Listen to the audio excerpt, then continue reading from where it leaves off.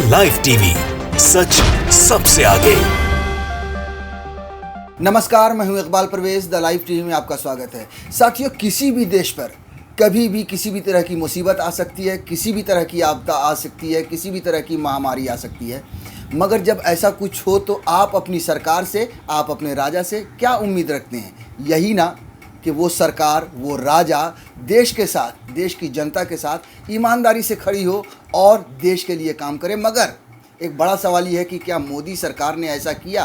क्या भारतीय जनता पार्टी की सरकार ने ऐसा किया? जवाब साफ है, बिल्कुल भी नहीं किया। जी हाँ, जब कोरोना की दूसरी लहर शुरू हुई तब ये बंगाल जीतने के लिए वहाँ लगातार रैली करते रहे, और जब थू होनी शुरू हुई तब इन्होंने मैनेज करना शुरू किया कि किस तरह से अपनी इमेज को बचाई जाए। इमेज मैनेजमेंट का खेल शुरू हो गया। और ये बात सिर्फ मैं नहीं कह रहा हूँ या इस देश की आम जनता नहीं कह रही है कि मोदी सरकार ने ईमानदारी से काम नहीं किया, बल्कि ये बात पढ़े लिखे बुद्धिजीवी लोग कह रहे हैं। जी हाँ, निर्मला सीतारमण जो भारतीय जनता पार्टी की नेता हैं, जो भारतीय जनता पार्टी की सरकार में वित्त मंत्री हैं, उनके हस्बैंड परकला प्रभाकर ने कॉलम लिखा है और ये कहा है कि कोरोना ने सरकार की निष्ठुरता को दिखाया है, यानी उसकी बेरहमी को दिखाया है।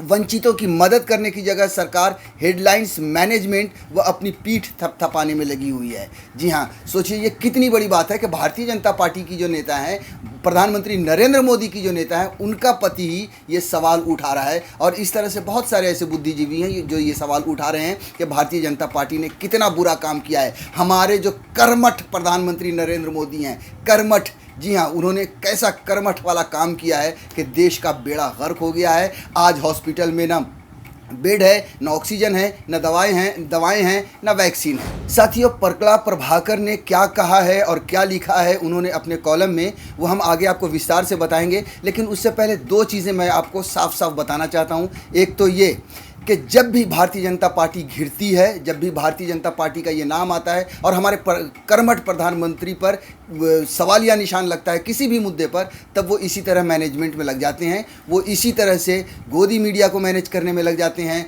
अपनी डिजिटल सेना को मैनेज करने में लगा देते हैं कि किसी भी तरह से उनकी इमेज को बनाई जाए और उनको अच्छा बनाकर पेश किया जाए। उसके अलावा दूसरी बात यह है कि इन्होंने इससे पहले भी भारतीय जनता पार्टी की सरकार पर, कर्मठ मोदी सरकार पर सवाल उठाया था 2019 में, और इन्होंने ये कहा था कि देश की जो अर्थव्यवस्था है वो मोदी सरकार में चरमरा चुकी है। तो इन्होंने पहली बार नहीं, आप सोचिए कि भारतीय जनता पार्टी की नेता हैं, वित्त मंत्री हैं निर्मला सीतारमण, अगर उनका हस्बैंड इस तरह से सवाल उठाए तो सच्चाई तो है ही है। वैसे सच्चाई हम सभी जानते हैं, आप भी जानते हैं, लेकिन जब ऐसे लोग सवाल उठाते हैं तो वो और सच्चाई पुख्ता होती है। पूरी दुनिया में उस पर बवाल मचता है, और अभी एक बार फिर पूरे देश में और पूरी दुनिया में बवाल मचा हुआ है। साथ ही अब हम थोड़ा सा विस्तार से ये खबर बता देते हैं कि परकला प्रभाकर ने जो कॉलम में लिखा है वो क्या है। वो दैनिक भास्कर में छपा है कि कोरोना ने सरकार की निष्ठुरता को दिखाया, वंचितों की मदद करने की जगह सरकार हेडलाइंस मैनेजमेंट व अपनी पीठ थपथपाने में लगी रही।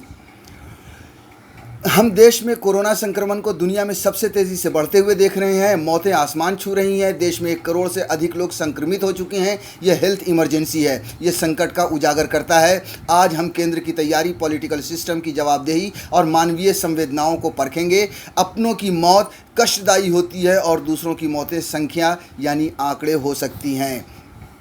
मैं जानता हूं कि वर्ष 1981 तक मेरे लिए ऐसी मौतों का कोई मतलब नहीं था। मेरे लिए ये सिर्फ सूचनाएं भर होती थी। अपने जीवन की शुरुआती दिनों में इसी साल मैंने अपने पिता को खोया तो जाना कि मौत कितनी दुखदाई होती है। बीते 1 साल में कोरोना ने मेरे कई दोस्तों को छीन लिया है। मैं जानता हूं कि उनके परिवार, पत्नी, पति, बच्चे, मित्र और सहयोगियों पर क्या गुजर रही होगी। जी हाँ, अगर आप इस देश की आम जनता से पूछें जिन्होंने अपनों को खोया है, मैंने भी आज सुबह सुबह एक अपने को खोया है, इससे पहले भी अपनों को खो चुका हूं। उसका दर्द मैं समझ रहा हूं। इस देश की जनता जिन्होंने अपनों को खोया है वो उसका दर्द समझ सकते हैं। मगर प्रधानमंत्री नरेंद्र मोदी के पास अपना है कौन? उन्हें क्यों दर्द होगा किसी की लाश देखकर या किसी की मौत देखकर या किसी को तड़पता हुआ देखकर? यही वजह है, और यही वजह है कि इन्होंने भी ये लिखा है, जिन्होंने अपनों को खोया है तभी उन्होंने इस लेख को लिखा है। मेरे दोस्त, अपनी पत्नी और शादी योग्य 2 बेटियों को अपने पीछे छोड़ गया। परिवार उनका अंतिम संस्कार नहीं कर सका। हॉस्पिटल में ज़िंदगी भर की सारी कमाई चली गई। इस घटना को 1 साल हो चुके हैं और परिवार इस सदमे से उबर नहीं सका है। एक अन्य मित्र ने अपने 81 वर्षीय पिता को निजी अस्पताल में भर्ती कराया। यहाँ एक दिन का चार्ज 1 लाख रुपए था। उसे अगले 2 दिन के इलाज का पैसा नकद देना पड़ता था। यदि पेमेंट में देरी होती थी तो अस्पताल इलाज रोक देने की धमकी देता था। अस्पताल ने यह तक नहीं बताया कि उन्हें क्या इलाज दिया जा रहा है। 15 दिन हॉस्पिटल में रहने के बाद पिता चल बसे और परिवार ने 20 लाख रुपए का बिल भरा। इस संकट की वजह से लोग आय खो रहे हैं, जमा पूंजी और आजीविका गंवा रहे हैं। इनमें से ज़्यादातर लोग वित्तीय नुकसान से उबर नहीं पा रहे हैं। अब हम जो कुछ देख रहे हैं वो हेल्थ इमरजेंसी है। बीते सोमवार को एक दिन में देश ने 2.59 लाख केस आए, 1761 मौतें हुई, जो देश में एक दिन का सर्वाधिक स्तर था। जब से महामारी शुरू हुई है तब से 1.80 लाख से ज़्यादा लोग जान गंवा चुके हैं। हम जानते हैं कि संक्रमण और मौत के आंकड़े वास्तविकता से काफ़ी कम है। जी हाँ, वो ये भी बता रहे हैं, इन्होंने ये भी कहा है कि सरकार ने, और ये खबरें बार बार आती रही हैं कि सरकार आंकड़ा छुपा रही है, चाहे वो कोरोना के आंकड़े हो, चाहे वो मौतों के आंकड़े हो। कई बार तस्वीरें भी सामने आई है, उसको भी इन्होंने इस बात को भी उजागर किया है कि ये आंकड़े कम हैं। डॉक्टर हमें बता रहे हैं कि हालात बद से बदतर हो रहे हैं।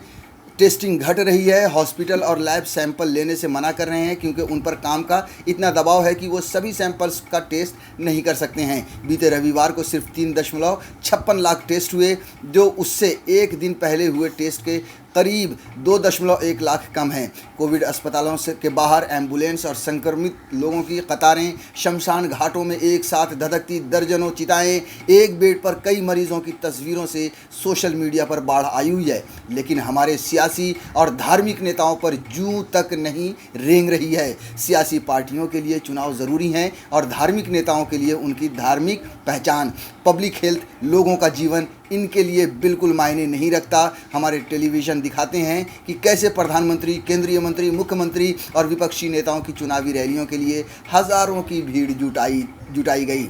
कुंभ मेला के शाही स्नान के लिए लाखों लोग जुटे। स्थिति बिगड़ने के बाद धार्मिक नेता कहते हैं कि कुंभ मेले को सांकेतिक रखा जाएगा और राहुल गांधी अपनी रैलियां रद्द कर देते हैं। बंगाल में प्रमुख प्रतिद्वंदी भाजपा और टीएमसी कोविड प्रोटोकॉल की धज्जियां उड़ाते हुए रैलियां कर रही हैं।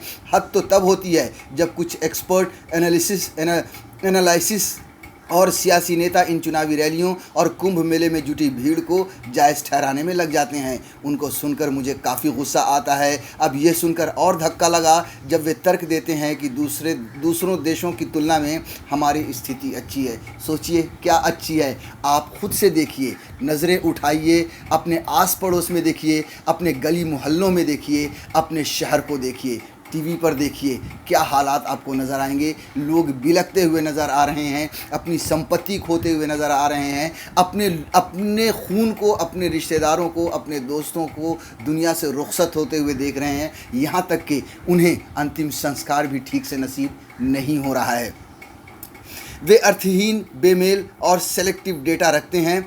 ऐसे प्रतीत होता है कि इन लोगों के दिलों में उनके लिए कोई संवेदना नहीं है जिन्होंने अपनों को खोया है। हम इस ड्राई नंबर की वजह से पूरे संकट को नज़रअंदाज कर रहे हैं। हम इन नंबर के पीछे के चेहरे, परिवारों को इग्नोर कर रहे हैं। यदि हम प्रति 10 लाख आबादी के हिसाब से संक्रमण की दर, मृत्यु दर की तुलना दूसरे देशों से करें तो हमारा प्रदर्शन पड़ोसी देश भूटान, नेपाल, पाकिस्तान, बांग्लादेश से भी ख़राब है। कोरोना वायरस से लड़ने के लिए हमें 70 करोड़ लोगों का टीका करना होगा। देखिए, इन्होंने एक बात और साफ कही है, जैसा कि जो भारतीय जनता पार्टी के नेता बार बार आकर कहते हैं कि दूसरे देशों से हमारी स्थिति अच्छी है। यहाँ पर ये कह रहे हैं कि हमारी जो स्थिति है वो भूटान, नेपाल, पाकिस्तान और बांग्लादेश जैसे गरीब मुल्कों से भी जो स्थिति है वो ख़राब है।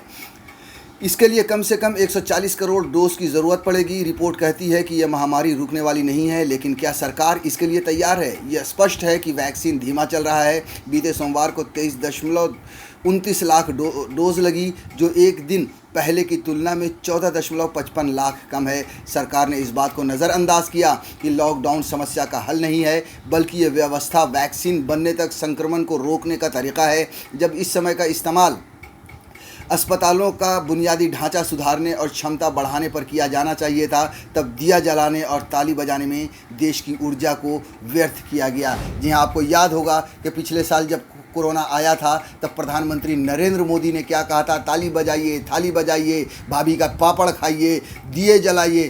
क्या उससे कोरोना ठीक हुआ? यज्ञ किए गए, क्या उससे कोरोना ठीक हुआ? भारतीय जनता पार्टी के कोई नेता कीचड़ में लपेट के बैठे हुए थे, क्या उससे कोरोना ठीक हुआ? जी नहीं हुआ। और यही सवाल इन्होंने भी, निर्मला सीतारमण के पति ने भी उठाया है कि जहां देश में सुधार लाना चाहिए था, वहां सरकार और हमारे कर्मठ प्रधानमंत्री नरेंद्र मोदी इस तरह के काम में व्यस्त थे। इकोनॉमी पैकेज के जरिए वंचित वर्ग को मदद पहुंचाने की जगह सरकार हेडलाइंस मैनेजमेंट में लगी रही। देश भर में प्रवासी मजदूरों के मार्च ने सरकार की निष्ठुरता को उजागर किया। हमने बीते साल अप्रैल से लेकर अब तक सिर्फ 19,461 वेंटिलेटर, 8,648 ICU बेड और 94,880 ऑक्सीजन सपोर्टेड बेड जोड़े। केंद्रीय स्वास्थ्य मंत्री ने सदन में दिए एक जवाब में बताया कि 9 राज्यों के अस्पतालों की क्षमता घट गई है, इसलिए हॉस्पिटल के बाहर लगी एम्बुलेंस की लंबी कतारें देखकर हैरानी नहीं होती। इसका कोई सबूत नहीं है कि इस समस्या से निपटने के लिए सरकार ने गैर सरकारी विशेषज्ञों, जिनके पास असीम अनुभव का भंडार है, से मदद लेने का प्रयास किया हो। ऐसा लगता है कि प्रधानमंत्री की लोकप्रियता, पॉलिटिकल पूंजी और वाक चतुरता ने उन्हें उनकी सरकार के गैर जिम्मेदाराना रवैये, अयोग्यता और निष्ठुरता से बचा रखा है। वे जवाबदेही से बचकर निकल पा रहे हैं। सरकार और सरकार को चलाने वाली पार्टी अब प्रचार के सहारे यानी आउटरीच मैनेजमेंट करने में निपुण हो चुकी है। वे जानते हैं कि देश शुरुआती दुख से गहरी चीख पुकार कर लेने के बाद शांत हो जाएगा। मतलब ये कहना ये चाह रहे हैं कि जब देश में इतनी चीख पुकार है, इनकी ये जो सरकार है मोदी, नरेंद्र मोदी पर पूरी तरह से इन्होंने निशाना साधा है और पूरी तरह से हमलावर हुए हैं कि इन्होंने क्या किया है, किस तरह से जवाबदेही से बचे हैं, किस तरह से मैनेज किया है ताकि इनकी इमेज को बनाई जा सके। क्योंकि नरेंद्र मोदी ये जानते हैं कि अभी जितना हल्ला चीख पुकार हो रहा है, फिर कुछ समय के बाद लोग भूल जाएंगे, क्योंकि ये फिर कोई ना कोई शगुफा छोड़ देंगे। हिंदू मुसलमान का, पाकिस्तान का, चीन का शगुफा छोड़ दिया जाएगा और फिर सारी चीज़ें लोग भूलकर प्रधानमंत्री नरेंद्र मोदी के पीछे दौड़ने लगेंगे। नोटबंदी के समय भी सरकार ने यही तरीका आजमाया था। फिर जनता की इसी सुषुप्तावस्था की वजह से सरकार और पार्टी अप्रवासी मजदूरों के लंबे पलायन का दुख भी झेल सकी। वे अभी भी अपनी पीठ थपथपाने में लगे हैं। उन्हें लगता है कि वे मौजूदा समय को भी इसी तरह पार कर ले जाएंगे, लेकिन लोकप्रियता और पॉलिटिकल पूंजी बिना चेतावनी के ख़त्म हो जाती है। वाक चतुरता जल्दी ही नाटकीयता में तब्दील हो जाती है और राष्ट्र की खामोशी बहुत समय तक नहीं चलेगी। चलती तो मानवता है, पारदर्शिता और जवाबदेही है। इन्हीं की बदौलत ही नेता इतिहास में अपने लिए जगह और आदर बना पाते हैं। प्रधानमंत्री को कम से कम अब तो अपने सही आचरण का चुनाव करना चाहिए। ये अब नरेंद्र मोदी को सुझाव दे रहे हैं कि कम से कम इतना सब कुछ हो चुका है, देश का बेड़ा गर्क हो चुका है, देश की इतनी बुरी स्थिति हो चुकी है, अब तो कम से कम सही रास्ता अख्तियार करो, अब तो कम से कम सही से काम करो, अब तो कम से कम इंसान को इंसान समझो, अब तो कम से कम देश के लिए काम करो। ऐसा प्रतीत हो रहा है कि सरकार किसी भी परेशान करने वाले सवाल का जवाब देने से बच रही है। कोरोना को रोकने के लिए पूर्व प्रधानमंत्री मनमोहन सिंह ने जिम्मेदारी भरा और रचनात्मक सुझाव दिया, जिस पर केंद्रीय मंत्री ने बेहद असभ्य प्रतिक्रिया दी, पर मुद्दे को सियासी जामा पहनाने की कोशिश की। जी हाँ, इन्होंने साफ साफ ये भी कहा है कि पूर्व मुख्य प्रधानमंत्री मनमोहन सिंह ने जिस तरह से सुझाव दिए थे सरकार को, उस पर कितना बुरा रवैया था भारतीय जनता पार्टी का। आप सोचिए, इन्होंने किस तरह से प्रधानमंत्री नरेंद्र मोदी को लताड़ा है, किस तरह से प्रधानमंत्री नरेंद्र मोदी पर निशाना साधा है और ये कहा है कि मोदी ने किस तरह से देश का बेड़ा गर्क किया है, किस तरह से देश की कहां से कहां देश की स्थिति को पहुंचा दिया है। प्रकला प्रभाकर ने अपने कॉलम में साफ साफ बता दिया है। आप भी समझिए, आप भी देखिए और आप भी ये महसूस कीजिए कि इन्होंने कितनी सच्चाई भरी चीज़ें लिखी हैं। वो प्रकला प्रभाकर जो भारतीय जनता पार्टी की वित्त मंत्री निर्मला सीतारमण के पति हैं। साथियों, ये पहली बार नहीं है कि निर्मला सीतारमण के पति ने इस तरह की बात कही और सरकार पर निशाना साधा है। हमारे कर्मठ प्रधानमंत्री नरेंद्र मोदी को कटघरे में किया है। इससे पहले भी जब देश की अर्थव्यवस्था चरमरा रही थी तब भी उन्होंने यही सवाल उठाया था और उन्होंने लिखा का जो खबर छपी थी उस समय वो हम आपको बता देते हैं कि वित्त मंत्री निर्मला सीतारमण के पति ने भी माना अर्थव्यवस्था की हालत खराब।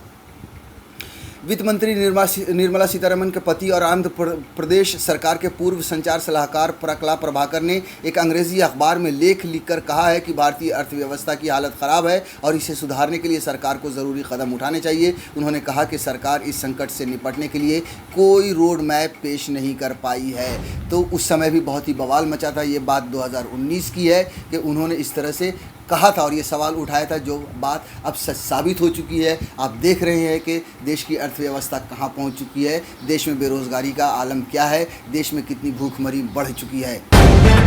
द लाइव टीवी, सच सबसे आगे।